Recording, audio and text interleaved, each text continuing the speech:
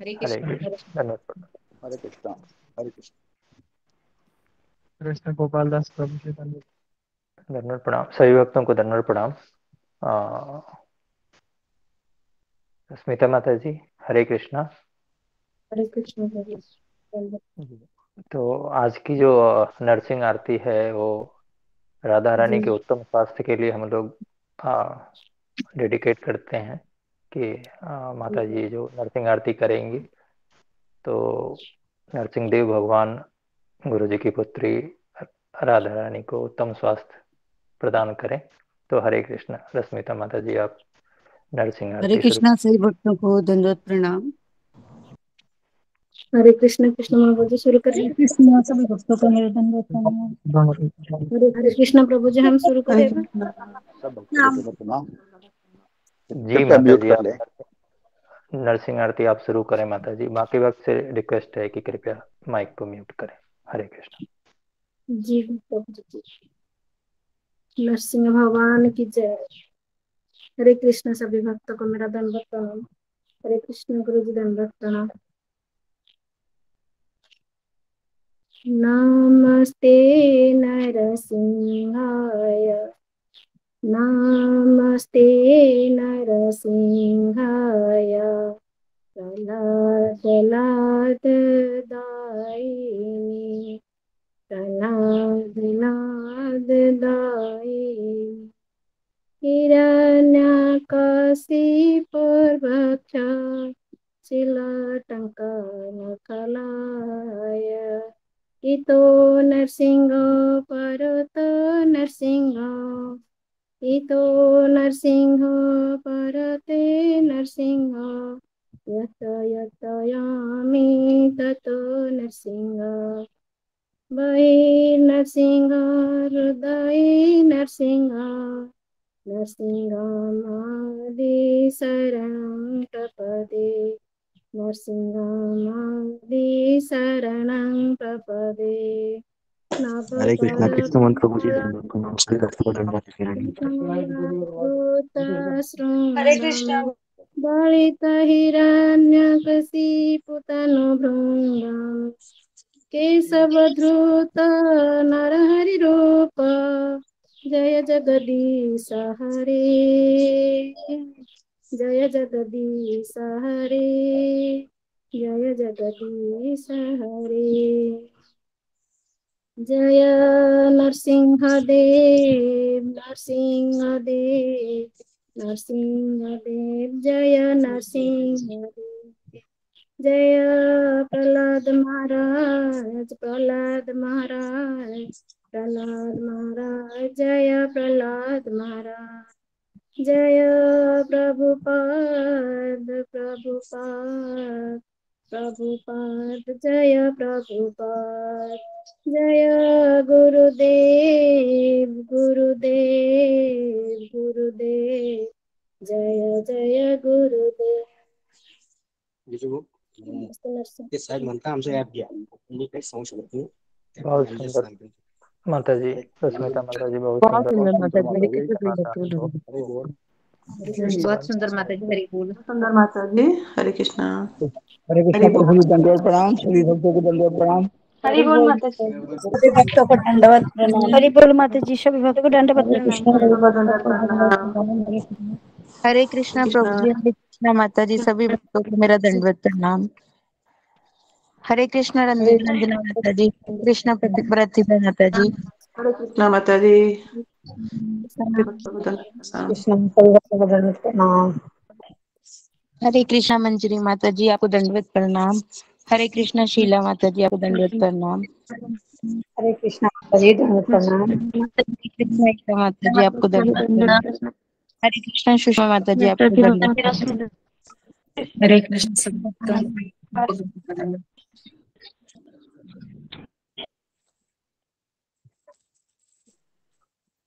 हरे कृष्णा। रश्मिता माता जी बस हरे नाम पर बात कृष्णा। बोलेंगी प्लीज। भक्तों हरे को मेरा कृष्णा। दंडवत प्रणाम। जी हरे जी प्रभु कृष्णा। जी दंडवत प्रणाम। हरे कृष्ण गुरु जी दंडवत प्रणाम। हरे कृष्ण सभी भक्तों को मेरा दंडवत प्रणाम। 10 नाम अपराध पवित्र भगवान नाम का प्रचार करना। शिव ब्रह्मादि देवताओं की 2 श्री ब्रह्मादि देवताओं के नाम भगवान के समान अथवा उनसे भी नाम न समझना। 3 आध्यात्मिक गुरु के निंदा करना अथवा उनके साधारण मन से समझना। पवित्र भगवान नाम में अपवाद आरोप करना और वैदिक शास्त्र अथवा प्रमाण की खंडन करना। हरे कृष्ण महामंत्र की जप महिमा को काल्पनिक समझना। 6 पवित्र भगवान नाम में अपवाद का आरोप करना। 7 के नाम की पाप करना। 8 को हरे कृष्ण महामंत्र के जप को शुभ सकम कर्मकांड के समान समझना। और असाधारण व्यक्ति को हरिनाम की महिमा का उपदेश देना। 10 हरे कृष्ण महामंत्र जप में पूर्ण विश्वास होना और उसकी अगाध महिमा सुनने पर वो विश्वास बजाय रखना। ध्यान पूर्वक जप न करने में भी अपराध है। खुद को वैष्णव समझने वाला सभी भक्तों को उस 10 नाम अपराध को सदैव व्यस्त रहित होता कि जीवन में सत्य प्राप्त होना। धन्यवाद गुरु जी, धन्यवाद प्रणाम। हरे कृष्ण भक्त को धन्यवाद माता जी, कोटि कोटि धन्यवाद आपको। हरे कृष्ण। हरे कृष्णा, सभी भक्तों को दंडवत प्रणाम। हरि बोल माता जी। हरे कृष्णा, दंडवत प्रणाम। सबको दंडवत प्रणाम। हरे कृष्णा, दंडवत प्रणाम। भक्तों को दंडवत प्रणाम। हरे कृष्ण। हरे कृष्णा, दंडवत प्रणाम।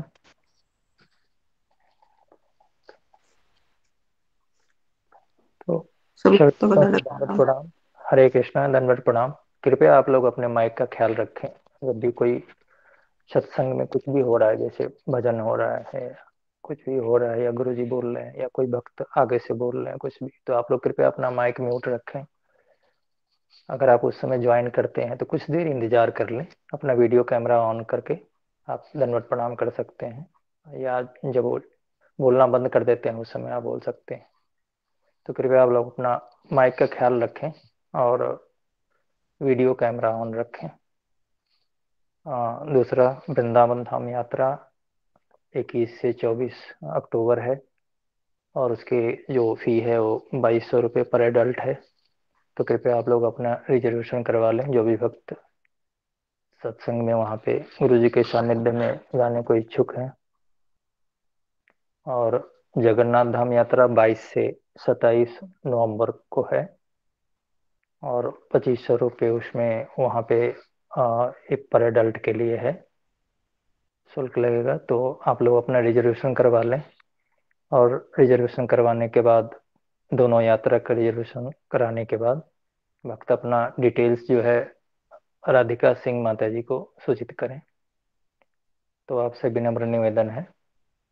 दूसरा, जो जगन्नाथपुरी यात्रा है उसमें परम पूज्य श्री राधानाथ स्वामी महाराज भी वहाँ यात्रा कर रहे हैं और वो 22 तारीख तक वहाँ रहेंगे। गुरु जी एक सप्ताह पहले वहाँ जा रहे हैं। तो आप 21 को अगर वहाँ पहुँचते हैं तो आपको राधानाथ स्वामी महाराज के भी दर्शन हो जाएंगे। तो आप लोग की सूचना के लिए है। बाकी ये चतुर्मास चल रहा है, उसका प्रथम चरण चल रहा है चतुर्मास का। चतुर्मास में आप गुरु जी ने प्रवचन दिया था डिटेल में कि साग सब्जी क्या नहीं खाना है, जो साग वाला चीज है, तो उसका आप लोग ख्याल रखिए। और गुरु जी की जो पुत्री हैं राधा रानी, उनकी तबीयत अच्छी नहीं है। तो आप सब लोग जानते हैं ग्रुप में तो चावला प्रभु जी ने इसको शेयर किया है। तो हम लोग अभी जो आज की जो नरसिंह आरती है उनके उत्तम स्वास्थ्य के लिए डेडिकेट करते हैं ताकि वो जल्दी ठीक हो जाए। और 3 बार हरे कृष्ण महामंत्र बोलते हैं उनके उत्तम स्वास्थ्य के लिए। तो एक बार बोलते हैं सभी लोग, बोलिए हरे कृष्ण महामंत्र 3 बार बोलते हैं एक साथ मिलकर। हरे कृष्ण हरे कृष्णा, हरे कृष्णा, हरे कृष्णा, हरे राम, हरे राम, हरे राम, हरे राम,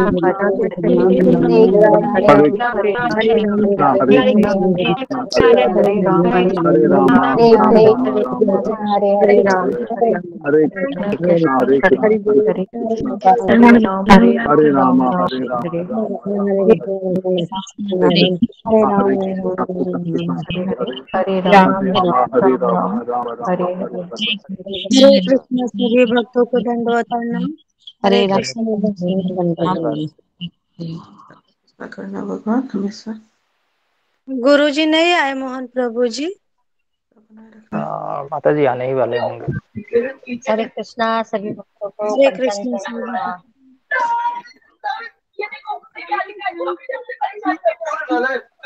हरे कृष्णा सभी भक्तों को मेरा दंडवत प्रणाम। हरे कृष्ण सब भक्तों को मेरा दंडवत प्रणाम। हरे राम हरे राम राम राम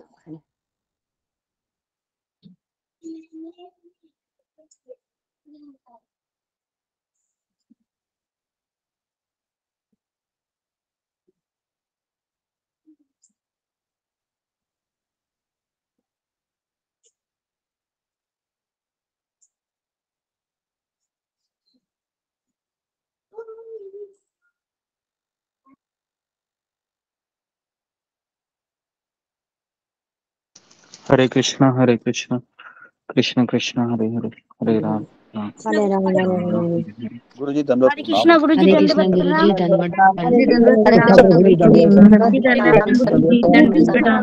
राशि खन्ना में दंडवत प्रणाम गुरु जी दंडवत प्रणाम। जी दंडवत प्रणाम सबको। हरे कृष्णा हरे कृष्णा। प्रणाम। गुरु जी को दंडवत प्रणाम, सभी भक्तों को जी दंडवत प्रणाम। दंडवत प्रणाम। हरे हरे कृष्णा कृष्णा सही भक्त को हरे मेरा कृष्णा दंडवत हरे प्रणाम। कृष्णा।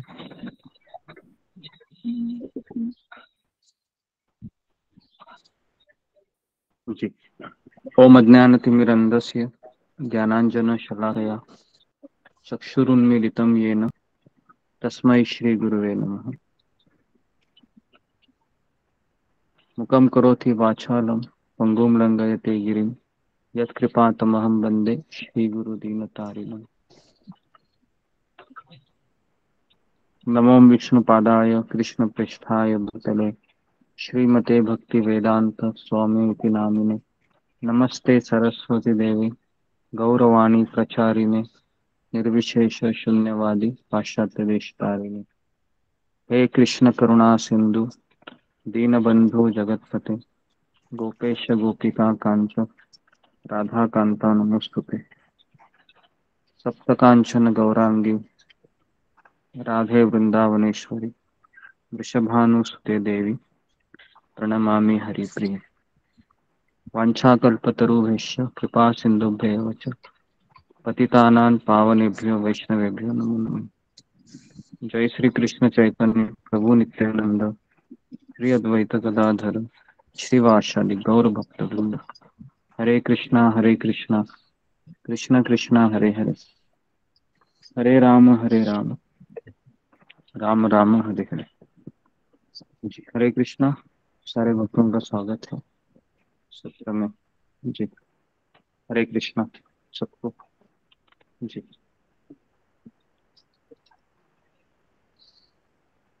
जी तो आगे बढ़ने से पहले कि आप में से कितने लोगों ने कल ये ड्राइंग निकाला था, फिंगर को रेज कीजिए।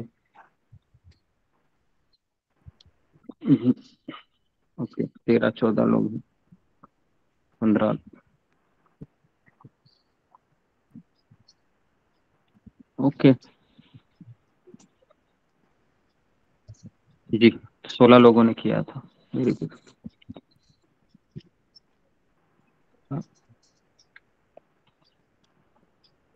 ओके तो आप सबका बहुत बहुत धन्यवाद।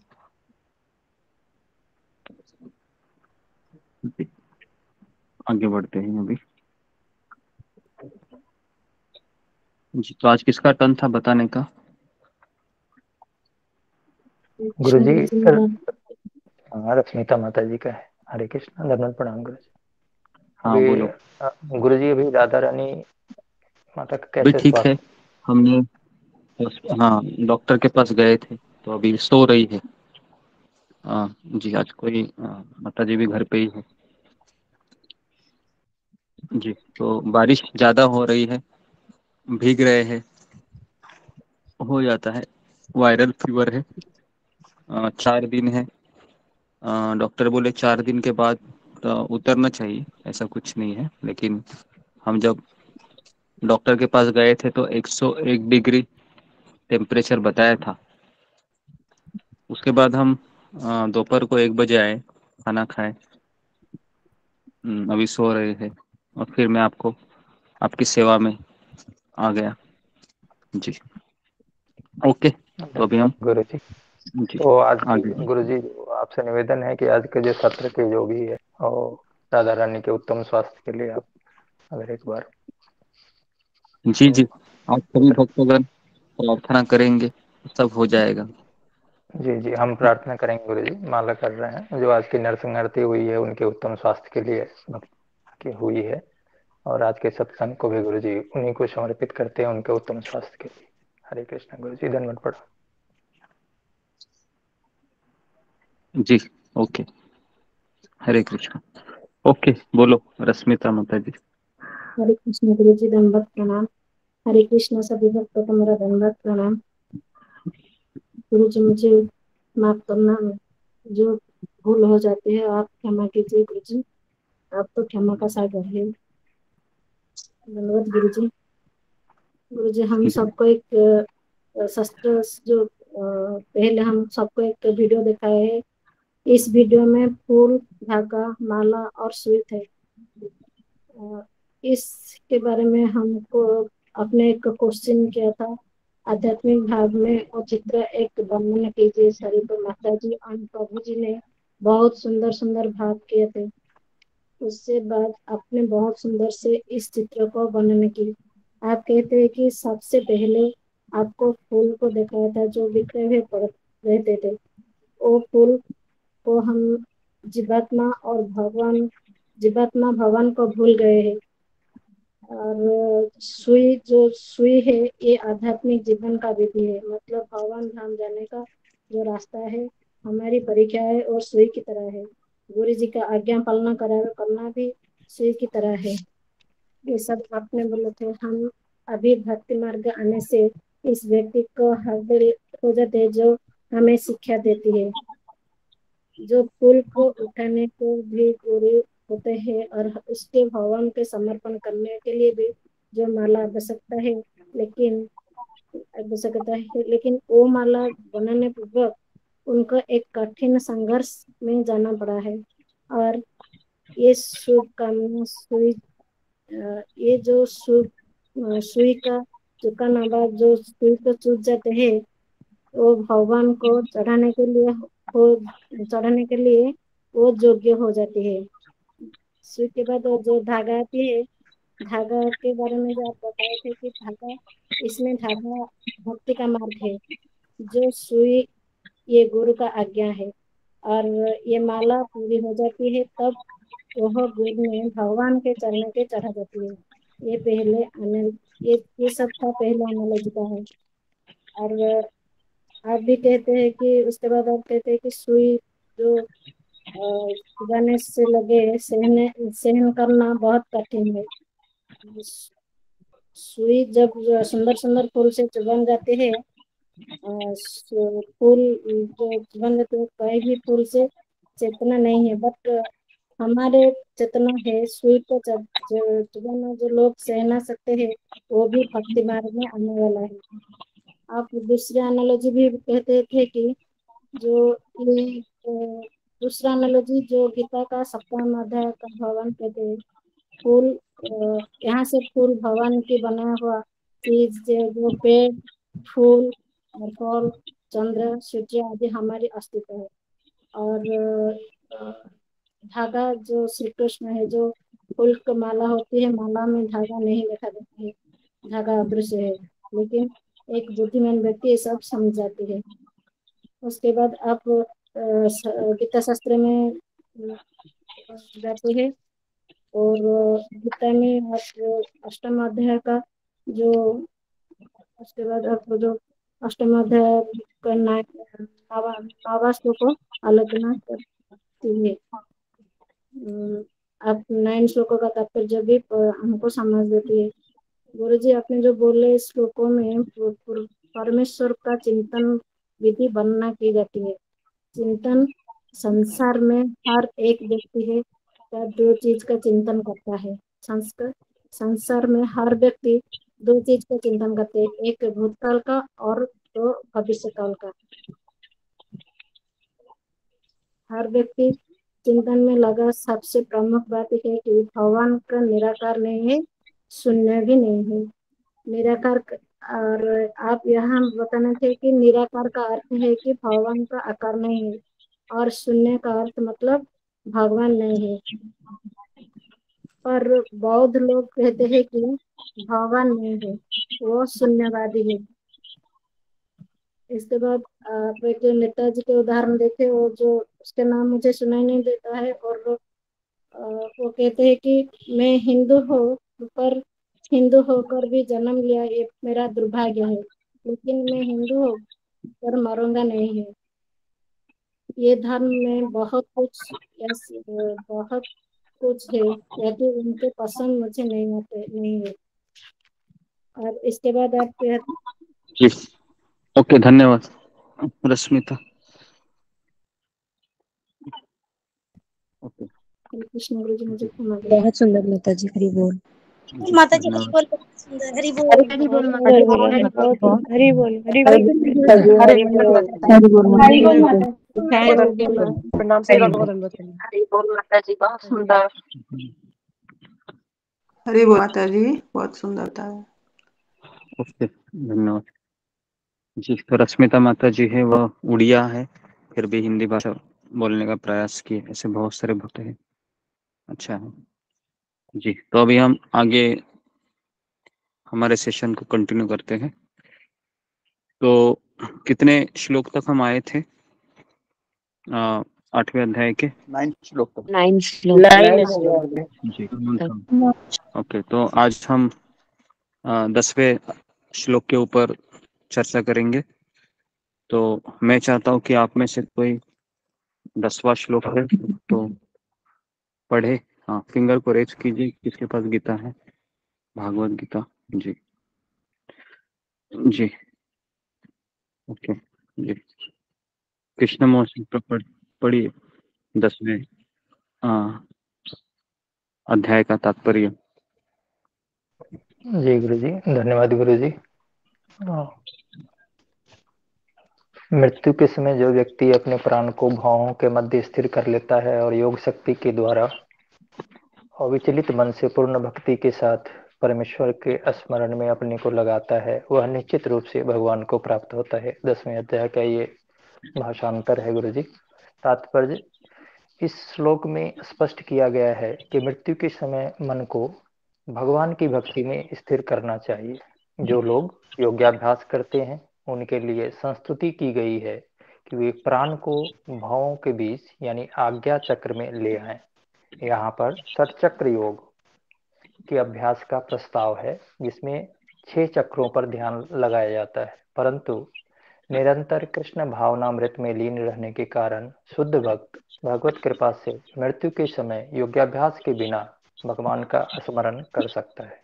इसकी व्याख्या 14वें श्लोक में की गई है। इस श्लोक में योग बलेन शब्द का विशिष्ट प्रयोग महत्वपूर्ण है, क्योंकि योग के अभाव में चाहे वह षटचक्र योग हो या भक्ति योग, मनुष्य कभी भी मृत्यु के समय इस दिव्य अवस्था यानी इस दिव्य भाव को प्राप्त नहीं होता। कोई भी मृत्यु के समय परमेश्वर का सहसा स्मरण नहीं कर पाता। उसे किसी न किसी योग का, विशेषतया भक्ति योग का अभ्यास होना चाहिए। क्योंकि मृत्यु के समय मनुष्य का मन अत्यधिक विचलित रहता है, अतः अपने जीवन में मनुष्य को योग के माध्यम से अध्यात्म का अभ्यास करना चाहिए। हरे कृष्णा गुरु जी, धन्यवाद, प्रणाम सभी भक्तों को। जी जी ओके, हरे कृष्णा। ओके जी। तो ये जो श्लोक है जो भगवान श्री कृष्ण अर्जुन को बताते हैं, इस श्लोक में बताया गया है कि ये जो विधि है, इस विधि को अष्टांग योग कहते हैं, जिसमें जो षड चक्र होता है। षड चक्र मतलब बेसिकली जो हमारे अंदर कुछ चक्र होते हैं, उसको जागरूक करने के पश्चात हम इच्छित जगह पर जा सकते हैं। इच्छित जगह पर मतलब जो योगी लोग होते हैं वह अंतरिक्ष में कहाँ पर भी ट्रेवलिंग कर सकते हैं।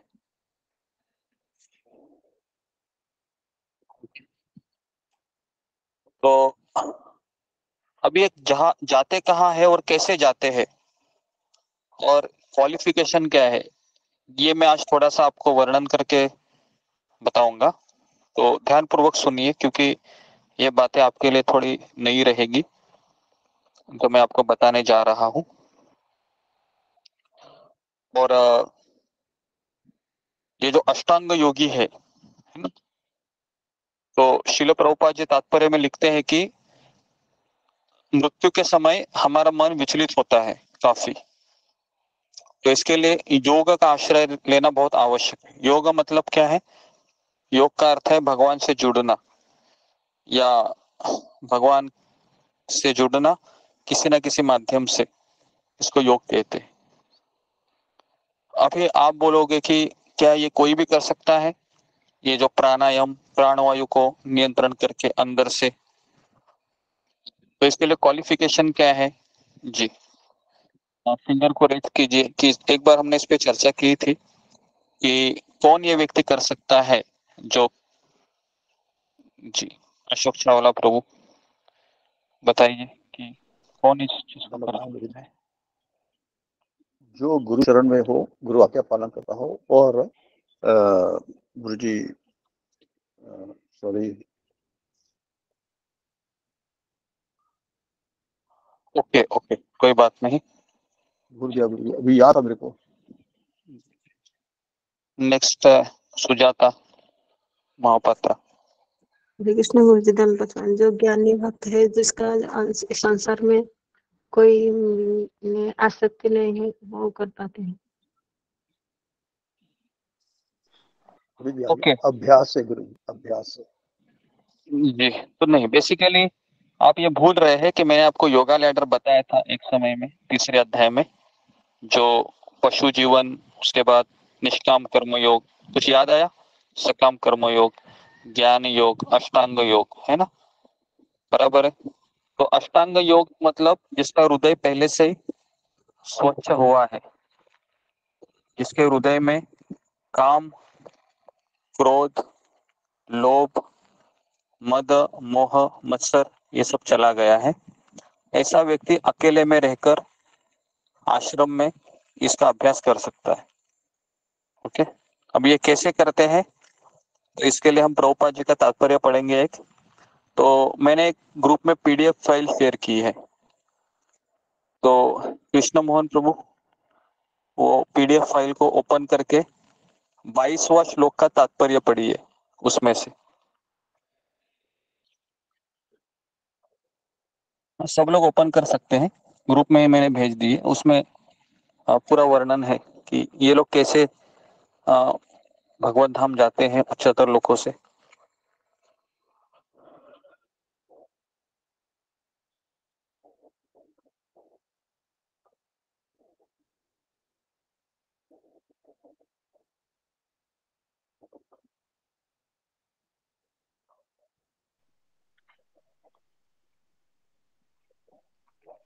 मिला सबको? गुरुजी 22वां श्लोक।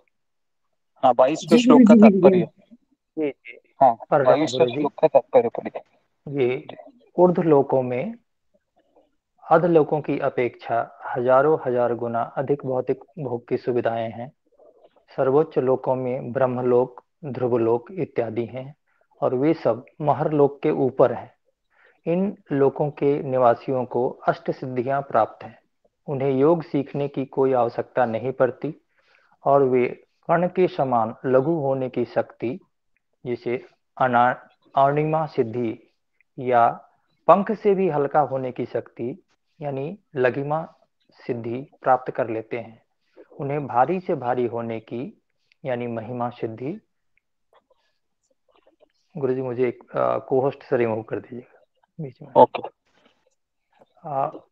उन्हें भारी से भारी होने की महिमा सिद्धि, कोई आश्चर्यजनक वस्तु उत्पन्न करने या इच्छानुसार किसी वस्तु को विनष्ट करने के लिए स्वतंत्रता पूर्वक कार्य करने की ईशित्व सिद्धि, या सारे तत्वों को वश में करने की वशित्व सिद्धि, किसी भी इच्छा के विफल न होने की शक्ति रखने की प्राकाम्य सिद्धि, या इच्छानुसार कोई भी रूप धारण करने की काम वसायिता सिद्धि के लिए कोई वस्तु किसी स्थान विशेष से प्राप्त करने की प्राप्ति सिद्धि की आवश्यकता नहीं पड़ती। ये सारी सिद्धियां उच्च लोक के वासियों को प्राकृतिक उपहार के रूप में मिली होती है। उन्हें बाह्य अंतरिक्ष में विचरण करने के लिए किसी यांत्रिक सहायता की आवश्यकता नहीं पड़ती और वे पलक मारते एक लोक से दूसरे लोकों में इच्छानुसार विचरण कर सकते हैं। पृथ्वी के निवासी तो निकटतम लोक तक भी यांत्रिक यान यथा अंतरिक्ष यान के बिना यात्रा नहीं कर सकते, किंतु ऐसे उच्च लोकों के प्रतिभा संपन्न निवासी सारा काम आसानी से कर लेते हैं। क्योंकि भौतिकवादी ऐसे लोकों में वास्तव में जो कुछ है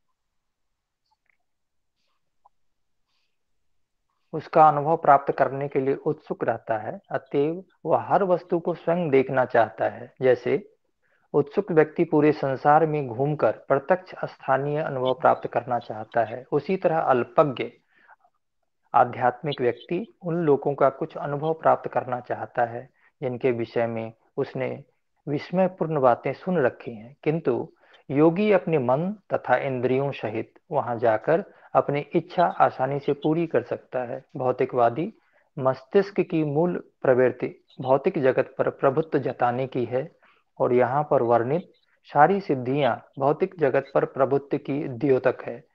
भगवत भक्त इतने महत्वाकांक्षी नहीं होते कि मिथ्या तथा क्षणभंगुर घटना पर प्रभुत्व जताना चाहें। इसके विपरीत भक्त तो परम अधिष्ठाता भगवान द्वारा शासित होना चाहते हैं। भगवान या परम अधिष्ठाता की सेवा करने की इच्छा आध्यात्मिक या दिव्य है और आध्यात्मिक जगत में प्रवेश पाने के लिए मनुष्य को मन तथा इंद्रियों की यह शुद्धि प्राप्त करनी होती है। भौतिकवादी मन से मनुष्य ब्रह्मांड के सर्वश्रेष्ठ लोक में पहुंच सकता है, लेकिन वह भगवत धाम में नहीं जा सकता। इंद्रिय तृप्ति में रत न रहने पर इंद्रियां आध्यात्मिक रीति से शुद्ध कहलाती है। इंद्रियां कार्यरत रहना चाहती हैं और जब वे ही इंद्रियां भगवान की दिव्य प्रेमा भक्ति में पूर्ण रूप से प्रवृत्त रहती है तो वे भौतिक दूषणों से कलुषित नहीं हो पाती। हरे कृष्णा गुरुजी, धन्यवाद, प्रणाम सभी भक्तों को। हरे कृष्ण, धन्यवाद। तो मैंने एक स्क्रीन शेयर किया है, सबको दिख रहा है? जी जी दिख रहा है गुरुजी, दिख रहा है। तो ये जो जगत है जी, तो बेसिकली ये 14 लोगों का मैप है जिसमें जो पुण्य कर्म करके जो लोग जाते हैं वह कहाँ तक जाते हैं? ब्रह्मलोक। तो वो जाते हैं यहाँ पर भूरलोक, स्वर्गलोक और भूवर स्व भूलोक। तो यहाँ पर वो जाते हैं जो लोग कौन है, जो पुण्य प्राप्त करते हैं।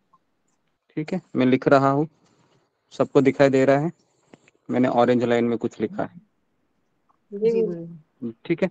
और जो ये योगी लोग हैं ये यहाँ पर जाते हैं महरलोक, जनलोक और तपलोक, जिनको अष्ट सिद्धियां प्राप्त होती है यहाँ पर, यहाँ पर और यहाँ पर। और ये बिना यान से एक जगह से दूसरे जगह पर आसानी से सफर कर सकते हैं, बिना कोई हवाई जहाज, बिना कोई ट्रेन, बिना कोई गाड़ी, 2 व्हीलर 4 व्हीलर के बिना आसानी से वो यहाँ पर ट्रैवलिंग कर सकते हैं। ये है, ठीक है। और जब अनंत शेष है तो या इसके नीचे अनंत शेष है, तो मैं अगर ड्राइंग निकालूं तो यहाँ पर ये जो ग्रीन लाइन है, यहाँ पर अनंत शेष है। अनंत शेष क्या करता है, अपने मुंह से अग्नि को प्रज्वलित करता है। तो यहाँ तक सारे जितने भी लोग हैं ये सब चले जाते हैं। तो ये योगी है जो यहाँ रहते हैं तीनों लोक में। तो ये योगी है वो यहाँ जाते हैं, फिर यहाँ से मैंने यहाँ पर जाते हैं ब्रह्मलोक में, जो सबसे ऊपर लोक। तो इस तरीके से ये घूमते रहते हैं पूरे जगत में, अगर मैं आपको बताऊं तो। ठीक है, तो इस तरीके से ये योगी लोग रहते हैं। ये महरलोक, जनलोक, तपलोक में ट्रैवलिंग करते हैं। और इनको कौन सी सिद्धियां प्राप्त होती है? लघिमा, अहिमा, अनिमा, साष्ठी, छोटे से छोटा होना, बड़े से बड़ा होना, हल्के से हल्का होना, कामवशीता, अपनी इच्छा से किसी भी स्थान पर चले जाना। तो ये अंतरिक्ष में ट्रैवलिंग करते हैं। ठीक है, तो इसलिए ये जो अष्टांग योगी होते हैं, अभी अष्टांग योगी कौन होते हैं? जो जिनका हृदय शुद्ध हुआ है और वह परमात्मा का ध्यान करते हैं वो अपने भीतर, है ना। तो वो ज्योति के ऊपर ध्यान नहीं करते हैं। लेकिन प्रभुपाद लिखते हैं कि तात्पर्य में कृष्ण मोहन प्रभु ने पढ़ा कि जब तक इन सिद्धियों को प्राप्त करके भी हम भगवत धाम जा सकते हैं तो हम नहीं जा सकते हैं, है ना जी।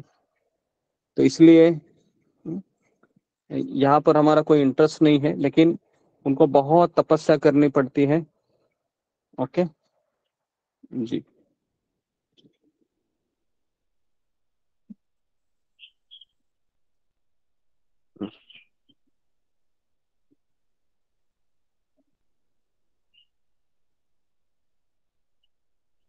ओके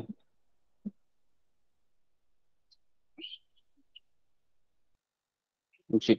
ओके, तो अभी हम इनका जो ट्रैवलिंग होता है ना, ये कहाँ से कहाँ जाते हैं अष्टांग योगी भक्तगण। इनको हम भक्त इसलिए नहीं कहते हैं क्योंकि यह भगवान श्री कृष्ण से भी ज्यादा किसको महत्व देते हैं? परमात्मा। परमात्मा को। लक्ष्मण जी बराबर, परमात्मा को ये ज्यादा महत्व देते हैं, है ना। तो इनको श्री कृष्ण की पूजा से भी ज्यादा किस पे भरोसा होता है? परमात्मा। ठीक है, लेकिन परमात्मा वो एक ही है, हाँ, ऐसा नहीं वो गलत बोल रहे हैं, सही बोल रहे हैं, लेकिन उनका अंडरस्टैंडिंग है, उनकी जो समझ है वो कम है। ठीक है, असली समझ क्या है? समझ क्या है कि कृष्ण है, वह भगवान है, और कृष्ण की सेवा करना ही हमारा परम कर्तव्य है, इस तरीके से। ठीक है जी। तो आगे के श्लोक में हम ये पढ़ेंगे कि जी, इसी में मैं थोड़ा सा आपको बताता हूँ वर्णन करके, जो दूसरा अध्याय था 22वां श्लोक जो हमने पढ़ा था, थोड़ा सा डिटेल में हम आपको बताते हैं ये क्या होता है, ये लोग क्यों इतना, है ना, संघर्ष करते हैं, इत्यादि इत्यादि जी। तो यहाँ पर लिखा हुआ है कि वास्तव में कुछ है उसका अनुभव प्राप्त करने के लिए उत्सुक रहता है ऐसे लोग। तो ऐसे लोग क्या करते हैं? भौतिक जगत पर प्रभुत्व जताने की कोशिश करते हैं, इसलिए ये सिद्धियों के पीछे लगते हैं और ब्रह्मांड के सर्वश्रेष्ठ लोक में पहुंचा सकता है, लेकिन भगवत धाम में वो नहीं जा सकते। ठीक है, तो अभी ये लोग कैसे जाते हैं? तो इसका तात्पर्य है 23वें श्लोक का। जी, 23वां श्लोक का तात्पर्य है ये, कहना चाहेगा ममता कुमारी, पढ़ो।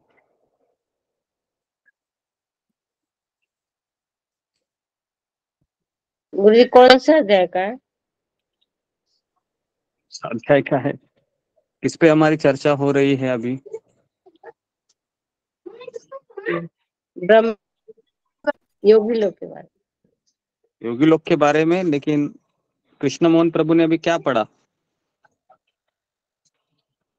गुरुजी वो मेरा बच्चा अभी स्कूल से आता ना, उसको थोड़ा भोजन देने के लिए चाहिए। मैं पढ़ूं क्या? हाँ पढ़िए, सुधा पढ़ो जिन पीडीएफ हो जाए। जी। पीडीएफ का 23 श्लोक पढ़िए। हरे कृष्णा गुरु जी, तात्पर्य पढ़ना है या अर्थ भी पढ़ना इसका? तात्पर्य पढ़ो जी। भौतिकवादी, हरे कृष्णा गुरु जी, दंडवत प्रणाम। भौतिकवादी विज्ञानियों द्वारा यांत्रिक यानों की सहायता से अन्य लोकों तक पहुंचने के सारे प्रयास केवल निरर्थक हैं। तथापि पुण्य कर्मों द्वारा मनुष्य स्वर्ग लोक पहुंच सकता है, बस किंतु बस यहाँ पर रुक ऐसे जाओ, यांत्रिक धीरे धीरे धीरे जी पढ़ो, है ना, 2-2 लाइन पढ़ो। जी तो प्रभुपाद लिखते हैं कि जो लोग मनुष्य लोग है, वह जो टेक्नोलॉजी से विमान बनाते हैं, हवाई जहाज बनाते हैं, से हम आ, अन्य लोगों तक पहुंच सकते हैं। लेकिन आ, लेकिन अन्य लोग तक नहीं पहुंच सकते हैं हम, कितना भी हम प्रयास करें। जैसे अभी हाल ही में चंद्र में एक यान को भेजा गया था, पता है, 3 दिन पहले, 4 दिन पहले कुछ तो, चंद्रयान 3 अंतरिक्ष में। जी। तो प्रभुपाद लिखते हैं कि चंद्र में जो, पता है वो किससे बना हुआ है? जैसे हमारा शरीर पृथ्वी से बना हुआ है, मिट्टी से। तो चंद्र में शरीर है, प्रभुपाद लिखते हैं कि आइस से बना हुआ है। आइस मतलब बर्फ से। हाँ, तो उनके शरीर बर्फ के शरीर है, तो वहां पर हम जा ही नहीं सकते। पहली बात तो प्रभुपाद लिखते हैं कि चंद्र इस स्वर्गलोक में आता है। तो इसलिए हमारे वैज्ञानिक करोड़ों अरबों रुपए खर्चा कर रहे हैं। तो ये सारा पैसा किसका है? जनता का ही खर्चा, जनता का ही पैसा होता है ना ये सारा, जो टैक्स से कलेक्ट करते हैं। ये सब किस में लगाते हैं? वो ऐसे फालतू चीजों में लगा रहे हैं, जो भी है। तो इस तरीके से प्रभुपाद लिखते हैं कि अगर हमको अन्य लोकों में जाना है तो कैसे जा सकते हैं? पुण्य कर्म के द्वारा। हाँ, लेकिन हमको जाना है किसी को, हमको नहीं जाना है, ठीक है। तो इसके लिए कोई ये नहीं, किंतु ऐसे यांत्रिक तथा भौतिकतावादी कार्यों द्वारा चाहे वो स्थूल हो या सूक्ष्म हो, मनुष्य स्वर्ग या जनलोक से आगे नहीं जा सकता। प्रभुपाद लिखते हैं कि कितना भी वह कार्य करे, पुण्य कर्म करे, आगे नहीं जा सकता। योगियों को स्थूल शरीर से कुछ लेना देना नहीं रहता है। स्थूल मतलब ये जो जड़ शरीर है, जो हम अभी भी हमारे साथ है, जो हम आईने में देखते हैं, स्थूल शरीर कहते हैं। और सूक्ष्म शरीर किसे कहते हैं? बुद्धि अहंकार, सूक्ष्म शरीर मन बुद्धि मन अहंकार। बुद्धि अहंकार, मन बुद्धि अहंकार, हाँ, मन बुद्धि अहंकार आत्मा। बराबर है। लेकिन जो हमारा स्वभाव है, स्वभाव मतलब जो हमारा नेचर है ना, तो ये स्वभाव किससे बनता है? मन बुद्धि अहंकार से बने सूक्ष्म शरीर से। हमारी सोच, हमारा खान पान, हमारा रहना, हमारे बात करना, ये सारी चीजें हमारे स्वभाव मतलब जो सूक्ष्म शरीर है उससे बनता है। तो भौतिक ये जो योगी होते हैं, उनको स्थूल शरीर से कुछ लेना देना नहीं है।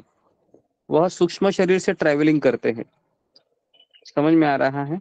सूक्ष्म शरीर मतलब छोटे से छोटा होना एकदम, है ना, और वो हवा से भी हल्का होना।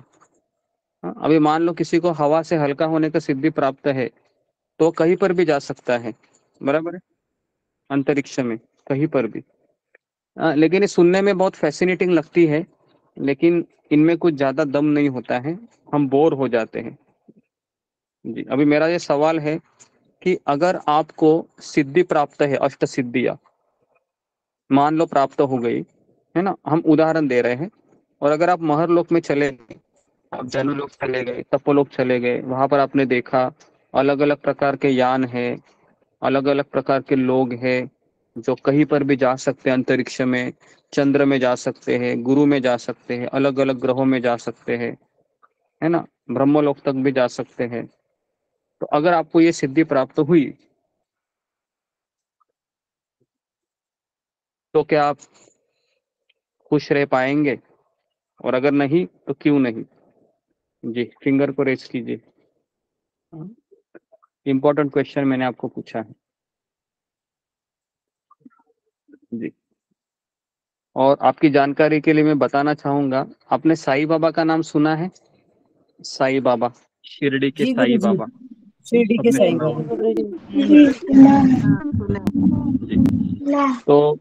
जी। तो ये शिरडी के साईं बाबा होते हैं ना, ये आ, अपना हाथों से गरम गरम जो खिचड़ी होती है, जो अग्नि पे रखी हुई है, उसके अंदर भी हाथ डाल के उसको हिलाते थे।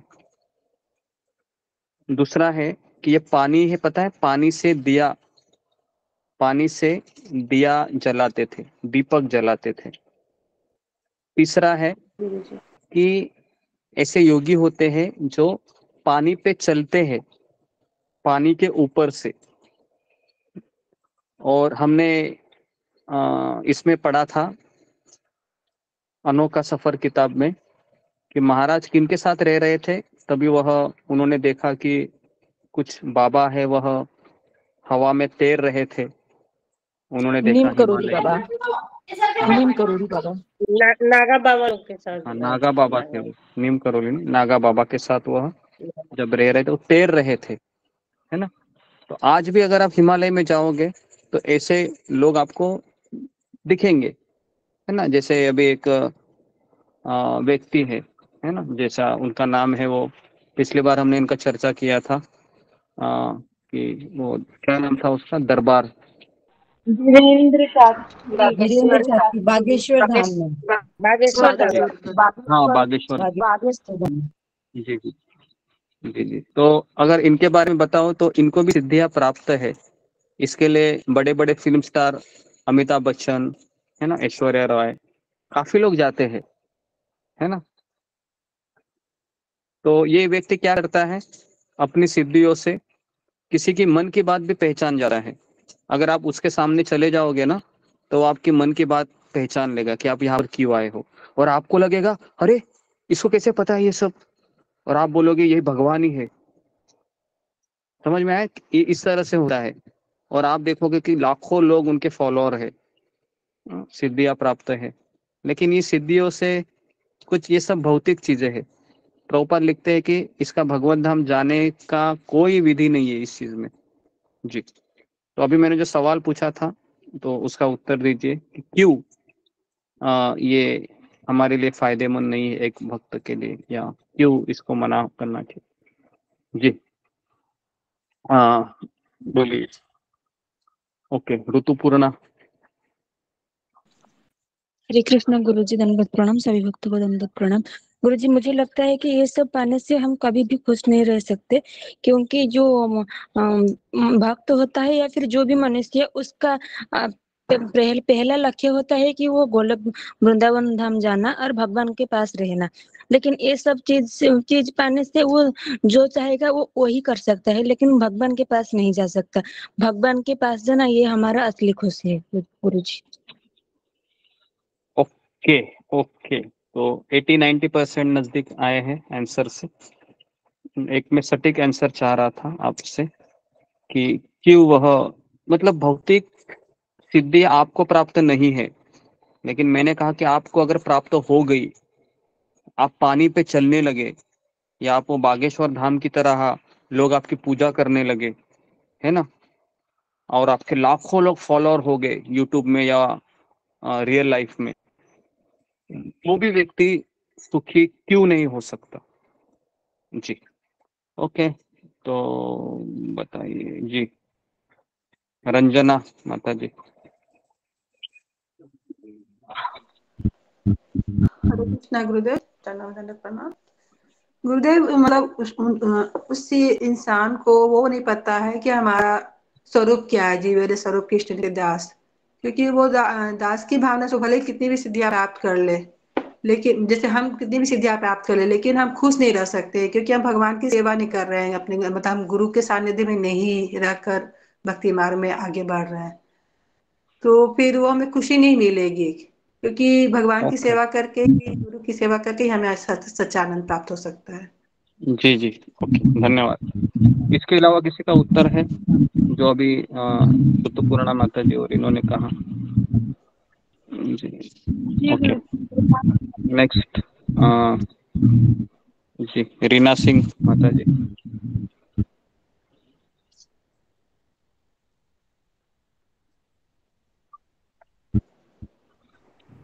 हरे कृष्णा रफाम गुरुदेव। गुरुदेव, हम पुनः जो है कि आसक्ति में पड़ जाएंगे और जिसके कारण जो है कि हमारा ये जन्म मृत्यु जरा व्याधि का जन्म कभी खत्म ही नहीं होगा। इसलिए जो है कि इस प्रकार की सिद्धि का कोई मतलब ही नहीं है। हरे कृष्णा रफाम गुरुदेव, क्षमा करिएगा।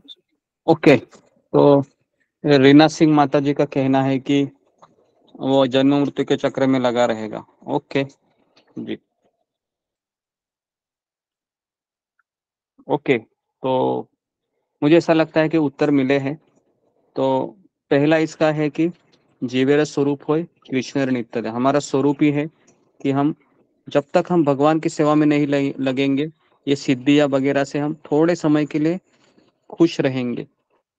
या प्रभुपाद तात्पर्य में लिखते हैं कि सिद्धि आपका प्राप्त होने से व्यक्ति खुद को भगवान समझता है। देखा है आपने इसे, कई लोग हैं मार्केट में जिनको सिद्धियां प्राप्त है और वो भगवान वो बोलते मैं भगवान हूँ। तो बोलते आप गुरु है? हाँ, मैं गुरु भी हूँ और भगवान भी हूँ, ऐसा बोलते हैं वो। तो बोलते हैं कि मैं स्वयं कृष्ण हूँ, मैं स्वयं राम हूँ, मैंने ही कलयुग में अवतार लिया है, ये मेरा भाई लक्ष्मण है, ये मेरी पत्नी सीता है। सुना है? ऐसा भी एक बाबा है महाराष्ट्र में, हमारे इधर ही। उनका नाम अचानक याद आया, है ना। उनका नाम है अनिरुद्ध बाबा करके है हमारे महाराष्ट्र में। तो वो कहता है कि मैं स्वयं वासुदेव कृष्ण हूँ, ये मेरा भाई है, ये बलराम जी है, और ये मेरी पत्नी है, ये है ना रुक्मिणी है, या अगर मैं राम हूँ तो ये मेरी सीता है। इस तरीके से बोलता है और लोग इतना उसका पूजा करते हैं, आप पूछो मुझसे क्या मैं बताऊं। तो कहने का तात्पर्य है कि उनको सिद्धि प्राप्त होती है। जितने भी ठगी लोग हैं मार्केट में है ना, पूरे भारत में ऐसे फैले हुए हैं, वो लोग क्या करते हैं, सिद्धि से आपके कोई भी काम है वो पूरा कर देते हैं, कोई भी काम है ना। क्योंकि इनके पास अद्भुत शक्तियां होती है थोड़ा सा, लेकिन ये सारी शक्तियां भौतिक होती हैं, क्योंकि जैसे ये मर जाते हैं इन सिद्धियों के सहारे वह वापस कुछ नहीं कर सकते, उनको वापस अपने कर्म का फेरा शुरू करना पड़ता है। ठीक है, लेकिन जो लोग प्रगत होते हैं अष्टांग योगी, है ना, जो प्रगत अष्टांग योगी होते हैं वह क्या करते हैं, वह जब यहाँ पर जाते हैं, तो मैं अभी आपको एक स्क्रीन दिखा रहा हूँ, ध्यानपूर्वक देखिए। प्रगत अष्टांग योगी होते हैं वो अपने प्राण वायु को स्थिर करते हैं। बेसिकली ये ब्रह्मांड होता है, अगर आप देखोगे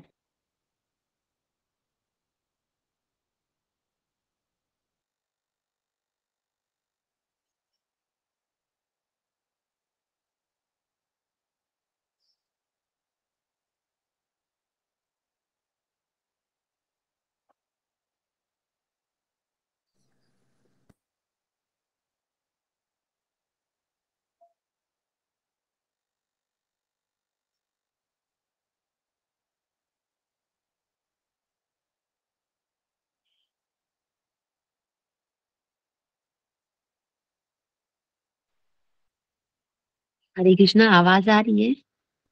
नहीं नहीं आ रही माता जी। नहीं आ रही, नहीं नहीं आ माता रही, जी, आवाज आवाज नहीं नहीं आ आ रही। रही। ओके ओके, हरे कृष्णा हरे कृष्णा जी।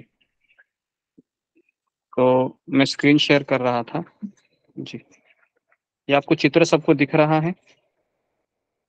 जी जी गुरु जी गुरु जी गुरु जी। जी गुरु चला जी। गया चित्र, चला गया। जी गुरु।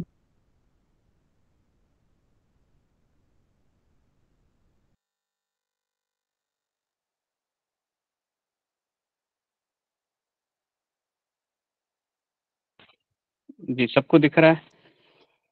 जी गुरु जी। कुर्मा जी जी गुरु। दिख रहा है ना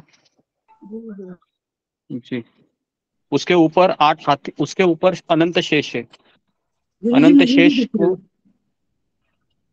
आपको नहीं दिख रहा है तो आप देखिए, अब दिख रहा अनंत है, अब शेष दिख है रहा है गुरु जी। जी, अनंत शेष है। और अनंत शेष को भी 8 हाथी सपोर्ट करते हैं। सबसे नीचे 8 हाथी है और ऊपर 4 हाथी है। ये 4 हाथी कहाँ से जन्म हुए थे पता है आपको?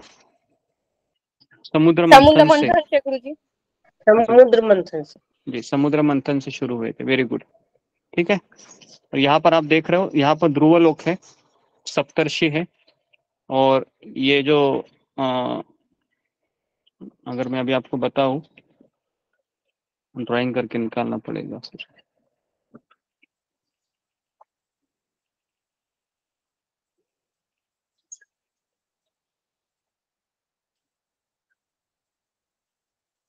जी, यहाँ पर जो है ये पूरा जो लोक है जी, यहाँ पर जो हाथी है, ये जो हाथी है यहाँ पर देखिए, मैं एरो कर रहा हूँ। यहाँ पर एक छोटा सा जम्बू द्वीप है जहाँ पर हम रहते हैं, और ये जो है ब्रह्मांड है। ब्रह्मा जी दिख रहे हैं? मैंने अभी सर्कल किया, दिख रहा है? जी गुरुजी जी। हाँ। जी जी गुरुजी। अभी ये जो योगी लोग क्या करते हैं, इस ब्रह्मांड, इस ब्रह्मलोक पे जाते हैं, और यहाँ से फिर ये जो 7 आवरण दिख रहे हैं आपको, 1 2 3 4 5 6 7, ये 7 आवरण पता है किसके होते हैं? ये होते हैं पृथ्वी, अग्नि, जल, वायु, आकाश, मन, बुद्धि, अहंकार। ये हर एक 10 गुना बड़ा है। मतलब पहला पृथ्वी है जो ब्राउन कलर का है, चॉकलेट कलर का, और उससे 10 गुना है अग्नि है, अग्नि का लेयर है। लेयर मतलब समझ में आता है? जी हाँ, लेयर है। पर जी, तो उससे 10 गुना है जल का है लेयर, मतलब पानी का। उससे 10 गुना है हवा का, ठीक है। और उससे 10 गुना है मन, बुद्धि, अहंकार। तो इसको भेदते हैं वो, पूरे ये आवरण को भेदते हैं, है ना। ये सारा जो लोग अष्टांग योग का पालन करते हैं, है ना। कुछ लोग थोड़े समय के लिए एंजॉय करते हैं यहाँ पर, और फिर वह आगे बढ़ते हैं। और इसको भेदने के बाद वो कहाँ आते हैं? वैकुंठ। नहीं, वैकुंठ नहीं, गलत जवाब। जी, फिंगर को रेज कीजिए कि वहां पर जब वह उस आवरण को भेदते हैं तो कहाँ जाते हैं वह?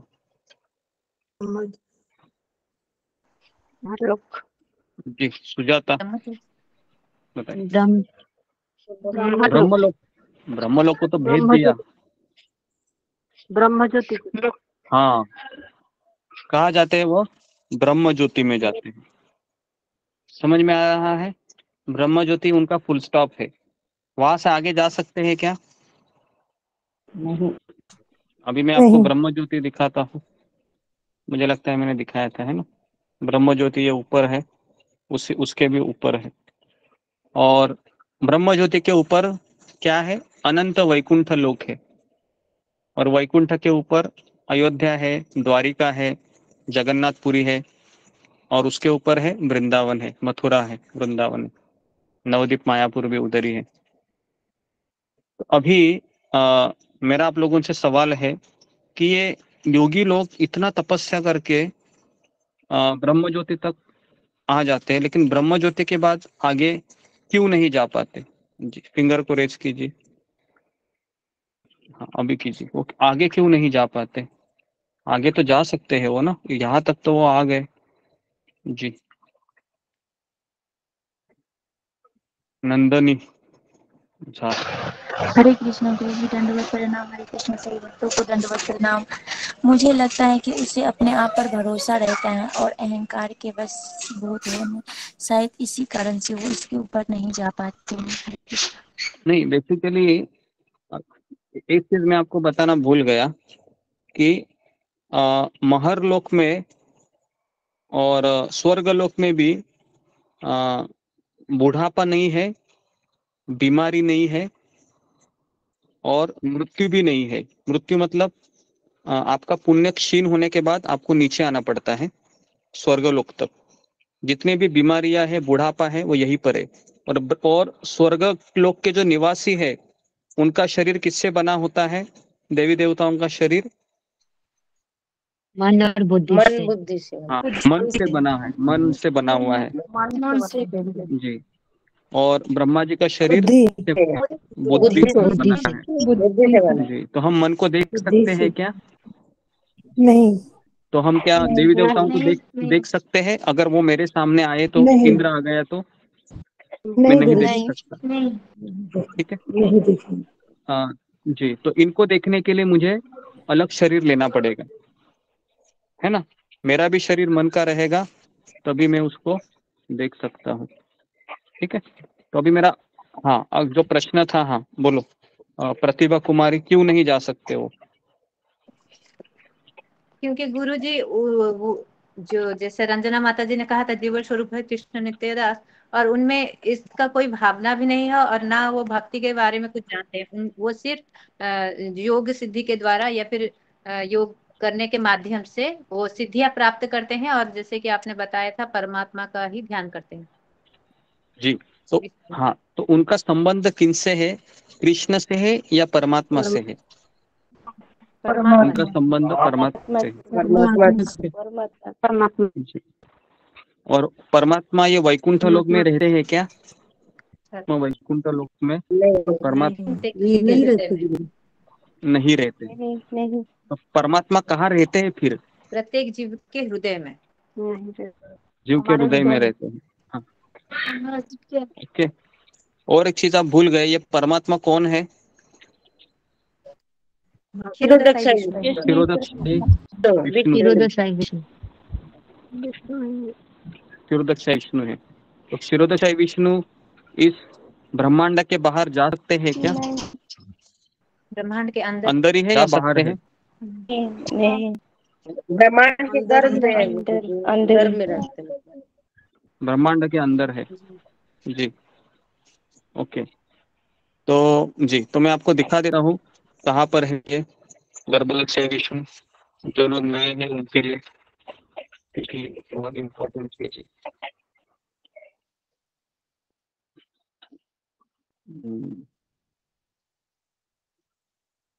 ये जो ध्रुव लोक है आपको दिख रहा है, यही क्षीरोदक्षाई विष्णु का निवास है। आपको दिखाई दे रहा था ध्रुव लोक, ये जो एक 1 पॉइंट है, दिख रहा है। हाँ, वही क्षीरोदक्षाई विष्णु का निवास है। और वहां पर एक क्षीर सागर है।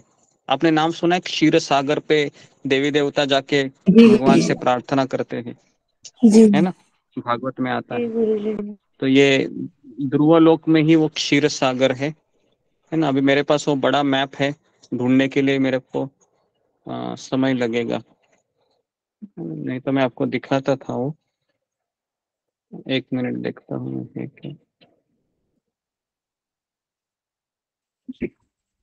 अगर इसमें आप देखोगे ये छोटा सा है, तो यहाँ पर जो है जी, ये जो ब्रह्म ज्योति है दिख रहा है थोड़ा बहुत? ब्रह्म ज्योति है। इमेज क्लियर नहीं है गुरु जी। हाँ, क्लियर नहीं है, लेकिन ये ब्रह्म ज्योति है। अगर मैं आपको एडिट, जी, तो ये ब्रह्म ज्योति है। अगर मैं आपको दिखाऊं, ये देखो मैंने ग्रीन लाइन में जो किया है ना, ये ब्रह्म ज्योति है। और जो गर्भोदक्षाई विष्णु है वो यहाँ पर है।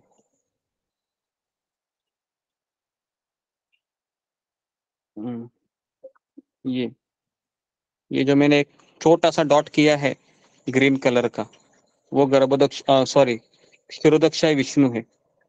और गर्भोदक्षाई विष्णु कहाँ है? वो यहाँ पर है, जिनके नाभि से वो ये वाला सेकंड डॉट किया मैंने। हाँ, दिख रहा है आपको गर्भोदक्षाई विष्णु? जी गुरु जी। और मैं रेड कलर से कर्णोदक्षाई विष्णु कहाँ है? तो यहाँ पर है, रेड कलर का डॉट किया है देखो, वो यहाँ पर है। तो 3 विष्णु है ना। तो इसके लिए योगी लोग नहीं जा सकते हैं, क्योंकि वो लोग परमात्मा का ही पूजा करते हैं। तो आप में से कितने लोग यहाँ पर आने के पहले परमात्मा की ही पूजा करते थे? फिंगर को रेस कीजिए कि आप परमात्मा परमात्मा, है ना, परमात्मा ही सब कुछ है, परमात्मा का ध्यान करो। जी, काफी लोग करते थे, क्योंकि मैंने कई लोगों से सुना है कि वो कृष्ण का नाम नहीं लेते हैं, परमात्मा सब भला करेगा, परमात्मा ही सब देख रहा है। तो बहुत सारे लोग परमात्मा के ऊपर ज्यादा फोकस करते हैं। ठीक है, तो ये हो गया, मैंने बताया कि जी ठीक है, ओके। तो ये हो गया, इसके लिए वो नहीं जा सकता है क्योंकि अष्टांग योगी का कुछ भगवान के साथ संबंध नहीं है, कोई कनेक्शन नहीं है। अगर मैं उनको कहूँ क्या आप यशोदानंदन कृष्ण को जानते हैं, तो वो क्या कहेगा? वो कहेगा मैं नहीं जानता हूँ यशोदानंदन कृष्ण कौन है। परमात्मा है क्या? ऐसा कोई नहीं है। और गोलोक वृंदावन में भी परमात्मा नहीं है। परमात्मा का कंसेप्ट केवल यहाँ पर, यहाँ के भौतिक जगत में भगवान है, परमात्मा के रूप में विस्तारित करते हैं। उसका भी कारण क्या है? ताकि वह सबका साक्षी साक्ष्य है, वह देख सके क्या कौन क्या कर रहा है। ओके, तो यहाँ पर मैं रुकता हूँ। तो हमने ये आपको बताया किस तरह से योगी है वह प्राणवायु को ऐसा अंदर बाहर करके वह अपने अंदर जो षट चक्र है उसको वह इच्छित जगह पर, जैसे मान लो अगर मैं अष्टांग योगी हूँ तो मैं इच्छा करूंगा कि मुझे अभी महरलोक में जाना है, यहाँ से, कहाँ से? गोवर्धन इको विलेज से, तो मुझे कितना टाइम लगेगा जाने को? कितना टाइम लगेगा जाने को? सेकंड में जाएगा, हाँ, 1 सेकंड, 1 सेकंड में जाएगा मैं, है ना? सेकंड में। बराबर है, 1 सेकंड में जाएगा ब्रह्मलोक में। और ब्रह्मलोक से उसने इच्छा किया वापस मुझे मुंबई आना है, कितना टाइम लगेगा? नहीं, 1 1 सेकंड, सेकंड, सेकंड पे है आ ना? जाएगा, 1 जी सेकंड। जी। अगर आपको अभी ये सिद्धि मिल गई मान लो, तो क्या आप एक जगह पर रुकेंगे? क्या घर पे रुकेंगे? मुझे नहीं लगता आप रुकेंगे, नहीं गुरुजी, कोई रुकेंगे नहीं रुकेंगे, है ना? तुरंत झगड़ा होने के बाद सब मायके चले जाएंगे 1-1 मिनट में, खड़ खड़ खड़ खड़ खड़, है ना? और ऑफिस से किसी ने कुछ कहा कि तुम ठीक से नहीं काम करते और तुरंत हमको गुस्सा आ गया, तो हम क्या करेंगे? हम बोलेंगे चलो मैं जा रहा हूँ, अभी स्विट्जरलैंड जा रहा हूँ, अमेरिका जा रहा हूँ, यूरोप जा रहा हूँ। कुछ पैसा लगेगा उसको अमेरिका जाने के लिए? कुछ नहीं, वो 1 सेकंड में तुरंत अपनी पलके का झपकने का इतना ही समय लगता है ना? तो अभी आपको लगता है कि नहीं मैं भक्ति ही करना चाहती हूँ, मैं भक्ति करना चाहता हूँ। क्यों ऐसा बोल रहे हैं? क्योंकि आपके पास सिद्धियां नहीं है। नहीं है। समझ में आ रहा है ना? अगर हो गई तो आप कल 3 बजे के सेशन में नहीं आओगे, आप पूरा अंतरिक्ष घूमते रहोगे, क्या क्या है जरा देख के आता हूँ, बहुत सुना है मैंने, है ना? यहाँ पर बोर हो गया हूँ मैं, बोर हो गई हूँ, जरा चंद्र में जाकर आ जाती हूँ मैं, है ना? वहां पर थोड़ा छुट्टियां, है ना, बिताता हूँ मैं, बिताती हूँ, है ना? तो इसके लिए भगवान ने ऐसे ही रखा है, वो बहुत अच्छा है। बराबर कि नहीं? है ना? जी गुरु। अभी आप रात को सपने मत देखिए कि मैं, है ना, अंतरिक्ष में चला गया हूँ करके।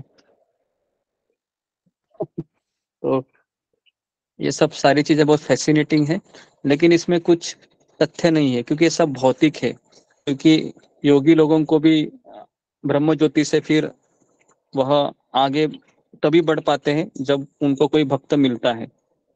जब तक भक्त नहीं मिलेगा, है ना, अंतरिक्ष में या ब्रह्म ज्योति में कौन सा भक्त उनको मिलता है पता है? जो कीर्तन करते हुए, तो शिव जी, शिव शिव जी के शिव जी भगत मिलते हैं। जी मिलते हैं उनको, है ना? तो शिव जी वहां पर नंदी के साथ, सारे भूत पिशाचों के साथ कीर्तन करते हैं कभी कभी। और हमारे ब्रह्मांड में ही 11 जगह पर शिव जी रहते हैं। कितनी जगह रहते हैं हमारे ब्रह्मांड में? 11 जगह पर, 11 जगह। है ना? उसमें से एक ही है कैलाश धाम में रहते हैं। ये कैलाश धाम भी कहाँ पर है? ये है हमारे जम्बू द्वीप पर ही, हिमालय है। ये हिमालय नहीं, ये वाला हिमालय अलग है, उससे भी बड़ा हिमालय है, उसको ग्रेटर हिमालय कहते हैं, है ना? वहां पर कैलाश धाम है और वहां पर शिवजी, पार्वती, कार्तिकेय, गणेश जी रहते हैं। और आपने सुना है 11 रुद्र, 11 रुद्र है, सुना है ना? तो ये 11 रुद्र है, ये अलग अलग जगह पर रहते हैं। पाताल लोक में भी ये रहते हैं, शिव जी रहते हैं पार्वती के साथ। तो ऐसे 11 जगह पर शिव जी पार्वती के साथ रहते हैं इसी ब्रह्मांड में, है ना? इस तरह से काफी चीजें हैं बताने के लिए, लेकिन हम इतना ही समझते हैं कि हमें जो मिला है ये अनबिलीवेबल है, केवल भगवान के नाम का जप करो कर और भगवत धाम चले जाओ।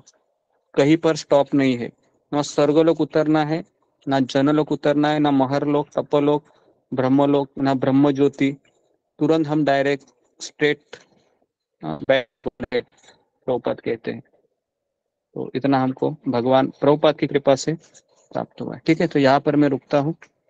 किसी का कुछ प्रश्न रहेगा तो फिंगर को रेज कीजिए, 1-2 प्रश्न लेते हैं। इसी के ऊपर पूछिए। जी, अशोक चावला प्रभु।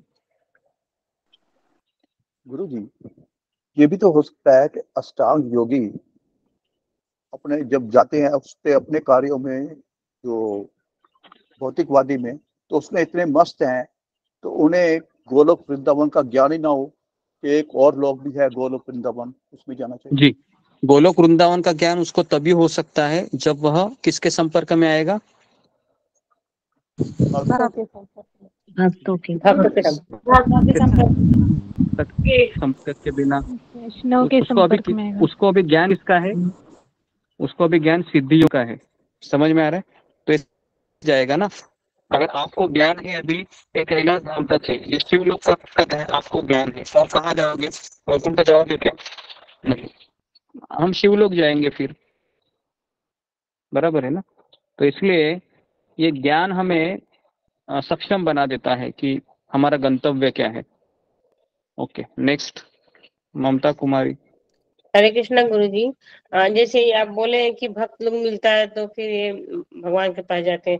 अगर ये नहीं मिलता है तो ये असंतुष्ट ही रहते हैं क्योंकि भगवान की उनकी सेवा नहीं मिलती है। हाँ। तो फिर उनका ऐसे ही रहते हैं, फिर उनका वापस भी जन्म होता है क्या? इसे सच्चित आनंद, वहां पर उनको ब्रह्म ज्योति में भी वो परमानेंटली रह सकते हैं, है ना, जो योगी लोग रहते हैं। लेकिन वहां पर सेवा नहीं है, ना कोई संबंध है, तो इसके लिए वह हमेशा अपने अंदर खालीपन का अनुभव करते हैं, है ना। करते हैं कि नहीं? कुछ लोगों के पास देखो बहुत पैसा होता है, अच्छी बीबी होती है, अच्छा पति होता है, या अच्छा पुत्र होता है, अच्छा जॉब होता है, अच्छे माता पिता, सब कुछ है, लेकिन फिर भी व्यक्ति परेशान है। क्यों?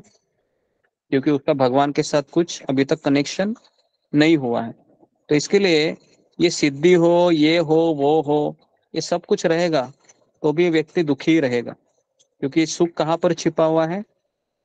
सुख छिपा है भक्ति में, भक्ति में छिपा हुआ, कृष्ण भक्ति में, है ना। तो इसलिए वहां पर जाके भी कुछ फायदा नहीं है। लेकिन ये लोगों को अगर कोई भक्त मिल जाता है, देखो स्वर्गलोक में भी भक्ति होती है, सारे लोकों में भक्ति होती है, हमें पता नहीं है, लेकिन सब जगह भक्ति होती है, जनलोक, तपलोक, महरलोक। लेकिन हर कोई वहां पर भक्ति नहीं करना चाहता है। अभी यहाँ पर भी भक्ति अवेलेबल है, लेकिन कोई करना चाहता है क्या? बताइए। कोई नहीं करना। कितने लोग हैं देखो ऐसे ही, है ना, मजा मस्ती में लगे हुए हैं। तो उसी तरह से स्वर्गलोक में भी जाओगे तो भी वहां पर कई लोग भक्ति नहीं करना चाहते हैं, क्योंकि यहाँ पर एंजॉयमेंट इतनी है ना ऊपर के लोगों में, कि जैसा मैंने अभी अभी आपको कहा कि अगर आपको सिद्धि प्राप्त है तो आप इतना कुछ करोगे ना, क्योंकि आपके मन में जो कुछ आएगा आप करोगे। आप बोलोगे मुझे अमेरिका जाना है, तुरंत अमेरिका गए। आप बोलोगे मुझे हिमालय में जाना है, और थोड़ा सा 10 मिनट बैठकर मैं आ जाता हूँ। तो कितना आप सोचिए कितने इच्छाएं निर्माण होगी, है ना। और एक इच्छा किसको जन्म देती है? दूसरी इच्छा को, दूसरी इच्छा तीसरी इच्छा को। तो ऐसे इच्छाएं बढ़ते ही जाएंगे, और जितनी इच्छा है उतने हमारे शरीर लेने पड़ेंगे। तो क्या फायदा हुआ क्या सिद्धि को लेके? कुछ फायदा नहीं, नुकसान ही हुआ, है ना। इस तरीके से। नेक्स्ट रूबी कुमारी। हरे कृष्णा गुरु जी, धन्यवाद प्रणाम। सभी भक्तों को धन्यवाद प्रणाम। गुरु जी, मेरा क्वेश्चन था कि आपने बताया कि जो ब्रह्मांड में 11 जगह पर शिव जी रहते हैं, तो इसमें मैं ये पूछना चाहती हूँ गुरुदेव कि वे ऐसा शिव जी क्यों स्प्रेड करते हैं अपने आप को हर जगह, और उनका कार्य क्या होता है करने का? जी, तो शिव जी ऐसा क्यों करते हैं? क्योंकि शिव जी का रोल क्या है इस संसार में? संहार करना, डिस्ट्रक्शन, है ना। तो भगवान ने शिव जी को क्या सेवा दी है कि आप ब्रह्मांड का संहार करोगे, प्रलय करोगे। तो इसलिए शिव जी है वह 11 जगह पर रहकर दूसरों से अपनी अपनी सेवा स्वीकार करते हैं दूसरों से और उसको वरदान देते हैं, है ना। तो इसके लिए हिमालय की पुत्री है जिसको पार्वती कहा जाता है, तो वह भी कैलाश धाम में ही भी रहती है ना। तो शिव जी का जो शरीर है ये भौतिक है, शिव जी का शरीर आध्यात्मिक है, भौतिक नहीं है जी। लेकिन वहां पर जो गणेश जी रहते हैं, कार्तिकेय रहते हैं, ये सब जीव तत्व है। समझ में आया क्या? ये जीव तत्व मतलब जीवात्माएं है ना, ठीक है। और जो अनंत शेष है, जो फनों से धारण किया हुआ है ना पूरे ब्रह्मांड को, ये भी जीव तत्व ही है, लेकिन वो शक्तावेश अवतार है। शक्तावेश अवतार मतलब उस सांप को भगवान ने शक्ति प्रदान की है उस ब्रह्मांड को धारण करके रखने का। और वो अकेला धारण कर रहा है क्या? अनंत शेष। उसके नीचे कौन है? कछुआ कूर्म है, कश्यप अवतार भगवान। कश्यप है जी। तो कश्यप की मदद से वह जो है, तो कभी कभी वो अपना सेवा छोड़ देता है। कौन? वो जो अनंत शेष है, मतलब जीवात्मा है ना। तो फिर भगवान खुद फिर अवतार लेके वहां पर पूरा ब्रह्मांड को धारण करते। आप सोचो भगवान ने कितना तकलीफ झेला है हम लोगों के लिए। आप सोचो भगवान स्वयं कृष्ण कछुए के रूप में वहां पर पूरे ब्रह्मांड को धारण किए, और हम क्या कर रहे हैं यहाँ पर? मजा मस्ती कर रहे हैं। बेचारे भगवान को कितना तकलीफ होता होगा। आप सोच सकते हो कैसे भगवान वहां पर पानी में ऐसे डूबे हुए है ना, और उनके ऊपर एक सांप है अनंत शेष, उनके ऊपर ब्रह्मांड है ना।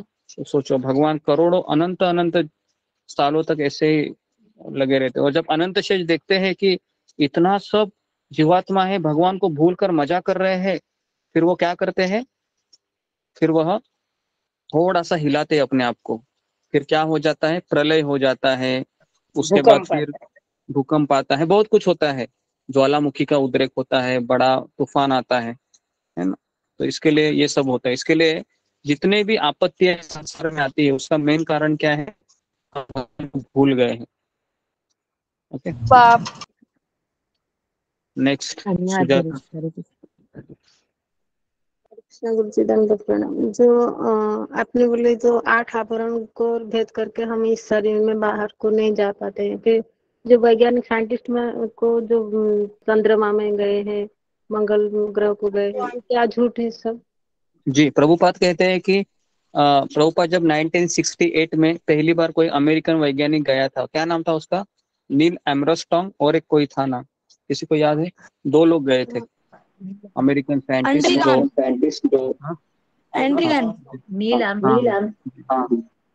जी जी जी तो हाँ जी जी। तो ये 2 लोग गए थे, तो पता है ये 2 लोग कहाँ उतरे थे? ये 2 लोग उतरे थे किसी रेगिस्तान में उतरे थे दोनों। और रेगिस्तान में से कुछ उन्होंने पत्थर उठाए थे, है ना, और दिखाए थे, ये देखो हम चंद्र में गए थे। तो पहली बात अगर मैं आपको बताऊं तो इस पृथ्वी के बाहर एक कम से कम 1000 डिग्री सेल्सियस इतना बड़ा एक तप्त लोहे का आवरण है हमारे पृथ्वी के 100 किलोमीटर 50 किलोमीटर ऊपर अंतरिक्ष में। तो इसके लिए कोई भी यान है जा ही नहीं सकता हमारे पृथ्वी के ऊपर से, इम्पॉसिबल है। तो जो लोग कहते हैं ना कि ये कौन सी एक गई थी महिला जिसका नाम था तो जी जी, तो वो भी नहीं गई थी बेसिकली, क्योंकि कोई जा नहीं सकता है। ये सब लोग हैं क्या, सब स्टोरी बनाया है सारे लोगों ने, क्योंकि पृथ्वी के ऊपर कोई जा ही नहीं सकता है। अगर गया तो 50 किलोमीटर के बाद उसका पूरा मेल्ट हो जाएगा, वो पूरा उसका पिघल जाएगा, वो उसका जो यान है वही पिघल जाएगा, पूरा लिक्विड हो जाएगा, है ना। जिस तरह से आपको पता है जब कोई बिजली अगर किसी के ऊपर गिरती है तो क्या हाल होता है? तुरंत उसकी राख हो जाती है ना, उसका बॉडी भी नहीं मिलता है। तो कैसे ये लोग गए होंगे? इम्पॉसिबल है। तो ये सब अफवाह है बेसिकली, और कुछ नहीं। जी, प्रियंका वाघमारे। हरे कृष्णा गुरु जी, दंडवत प्रणाम। एक हाँ हाँ, हरे कृष्ण गुरु जी। एक सवाल था कि सवाल ये था, भगवान श्री अपना शिव शंकर और भगवान का श्री कृष्ण, यहाँ में दोनों में से कौन आगे है? कौन आगे है? ठीक है, हम वोटिंग करेंगे आज। क्योंकि बहुत जन क्या बोलते हैं कि हमारे भगवान शिव शंकर सबसे आगे है, कोई बोलते हैं हमारे कृष्ण आगे है, तो इसमें क्या कंफ्यूजन है तो समझ में नहीं आ रहा है। जी, इसमें कंफ्यूजन कुछ नहीं है। ब्रह्मा जी है जो सृष्टि का रचना किया है, वो कहते हैं कि ईश्वर परम कृष्ण, वो कहते हैं कि कृष्ण ईश्वर है। और ये जो शिव जी है, ये शिव जी कृष्ण से ही आए हैं, है ना। और जो राधा रानी भी कृष्ण से ही आई है। और शिव जी है, अगर आप देखे होंगे तो शिव जी भी कृष्ण से मोहित हुए हैं। कभी मोहित हुए थे? जब कृष्ण ने मोहिनी का अवतार लिया था, याद है ना, भगवान ने मोहिनी अवतार लिया था, याद है कि नहीं? याद है ना? जी गुरुजी तो भ्रमित होने वाला ग्रेट हो सकता है या भ्रमित करने वाला ग्रेट हो सकता है? भ्रमित करने वाला गुरुजी। तो ये उदाहरण से भी हम देख सकते हैं कौन श्रेष्ठ है। और शिव जी भी भगवान के बहुत बड़े भक्त है। भागवत में लिखा है कि शिव जी है भगवान के परम श्रेष्ठ वैष्णव है ना। हम भी शिव जी की पूजा करते हैं, लेकिन अलग मूड में करते हैं कि वो भगवान के बहुत उच्च भक्त है। तो इसके लिए शिव जी और कृष्ण में कौन श्रेष्ठ है, अगर आपको जानना है तो मोहिनी मूर्ति का आप एपिसोड पढ़िए, जिसमें आपको पता चलेगा कि शिव जी है वह मोहिनी के पीछे पीछे गए और उनसे वीर्य उत्पन्न, वो वीर्य नीचे गिरा पृथ्वी लोक में, और उससे ही ये जो जंगली जानवर है, जो जहरीले जानवर है, सांप है, बिच्छू है, इनका जन्म हुआ। इस तरीके से भागवत में लिखा है। ओके, तो ठीक है। तो अभी आपने ये सवाल पूछा है, तो कल से आप कृष्ण नाम का माला है जपना शुरू कीजिए। हरे कृष्णा गुरुजी। और चिल्लाते हैं मुझे, और भी चिल्लाते, 3 बजे उठती है ना तो चिल्लाते हैं मुझे, उनको समझा दो। ओके ठीक है, वो चिल्लाएंगे नहीं अभी तुमको। मैं उनको कहा है कि आप उनको मत चिल्लाए करके, है ना। आपको इतना अच्छा बेबी मिला है प्रभु जी, आप बहुत भाग्यवान है। ठीक है, ओके जी। नेक्स्ट उर्शाली। ओके, आखिरी क्वेश्चन लेता हूँ मैं। हरे कृष्ण गुरुजी, दंडवत प्रणाम। सभी भक्तों के चरणों में दंडवत प्रणाम। गुरुजी, मेरा ये सवाल है कि जिस तरह से हम भक्ति मार्ग में आते हैं, हमारी ना कोई योग्यता होती है, ना हमारी इच्छा भी नहीं होती, फिर भी किसी भक्त की प्रार्थना से और किसी भक्त की कृपा के कारण हम इस भक्ति मार्ग में आते हैं। मगर ये अष्टांग योगी जो होते हैं, ये अष्टांग योग तो बहुत ही कठिन है और इसका गंतव्य भी ब्रह्मलोक तक ही सीमित है। फिर ये ब्रह्मलोक नहीं, ब्रह्म ज्योति, ब्रह्म ज्योति तक ही सीमित है। तो ये क्यों आते हैं इस मार्ग में? अपनी इच्छा से आते हैं क्या? क्या इनकी सुकृति इकट्ठा नहीं होती, इस वजह से वो इस मार्ग में आते हैं? मैंने बताया था तीसरे अध्याय में कि 2 प्रकार के लैडर होते हैं, याद करो उसको। एक लिफ्ट का मैंने उदाहरण दिया था, याद है? हमने लिफ्ट का ड्राइंग भी किया था। लिफ्ट और सीढ़ी, हमने लैडर सीढ़ी बनाया था।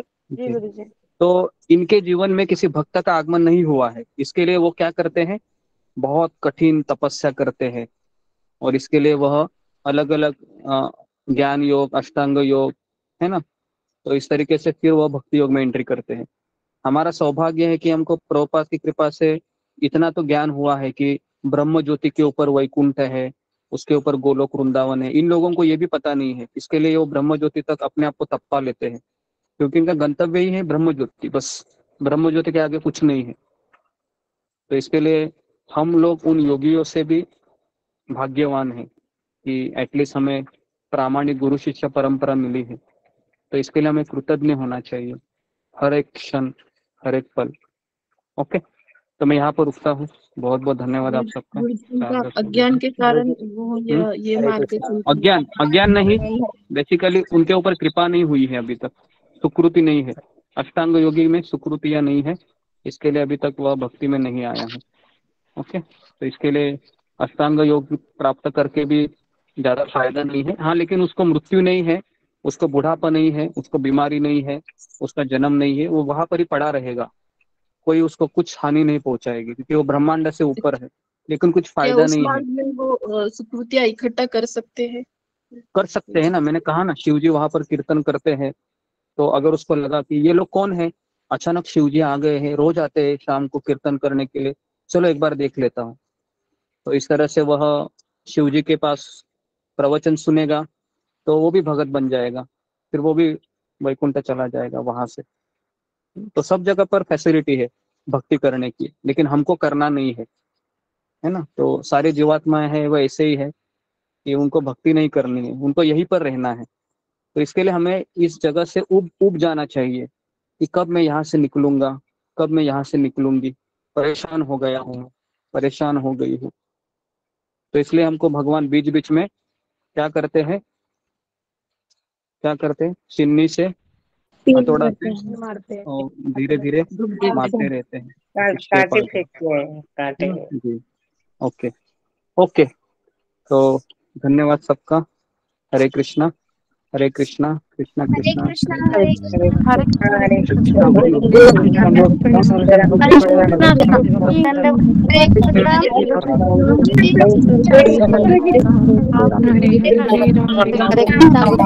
कृष्ण।